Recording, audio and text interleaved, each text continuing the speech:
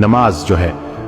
اس کی عادت کیسے ڈالی جائے، اور یہ جو 5 وقت کی نماز ہے، اکثر پیرنٹس جو ہے وہ میرے پاس آتے ہیں، وہ کہتے ہیں کہ ہمارے بچے جو ہے وہ نماز نہیں پڑھتے، تو اس کے اوپر بھی انہوں نے کہا مجھے کہ آپ ایک ویڈیو بنائیں اور بتائیں کہ کیسے نا مطلب اس کو نماز کی عادت کو پکا کیا جائے۔ تو رسول اللہ صلی اللہ علیہ وسلم کی ایک حدیث ہے جس کا مفہوم ہے کہ اگر لوگوں کو نماز کے فائدے کا اور امپورٹنس کا پتہ چل جائے تو دنیا میں کوئی شخص بھی نہ ماننے والا نہ رہے، یہ اتنی ضروری ہے۔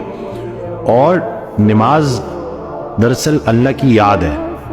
ہم جب یہ روزمرہ کے کاموں میں بھاگ دوڑ میں ہوتے ہیں تو اس بھاگ دوڑ میں کہیں ہم اللہ کو بھول نہ جائے، زندگی دینے والے کو بھول نہ جائے، اس کو یاد رکھنے کے لیے صبح اٹھے،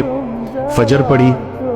فجر پڑھنے کے بعد اپنے کام شروع کیے، مصروفیات میں بیزی رہے، پھر ظہر کا ٹائم آ گیا، پھر نماز پڑھی، پھر اللہ کو یاد کیا، پھر ظہر سے عصر تک اللہ کو یاد رکھا، پھر جیسی عصر آئی عصر پڑھی، پھر سے اللہ کی یاد تازہ ہوئی، پھر عصر سے مغرب کے بیچ میں اللہ کو یاد رکھا، اور پھر عصر سے مغرب کے بیچ میں جو اللہ کو یاد رکھا، کام بھی کیے اور اللہ کی یاد بھی قائم رہی۔ پھر جب مغرب آئی تو مغرب میں پھر وہ یاد تازہ کر لی، پھر عشاء پڑھی اور عشاء کے بعد باوضو سو گئے۔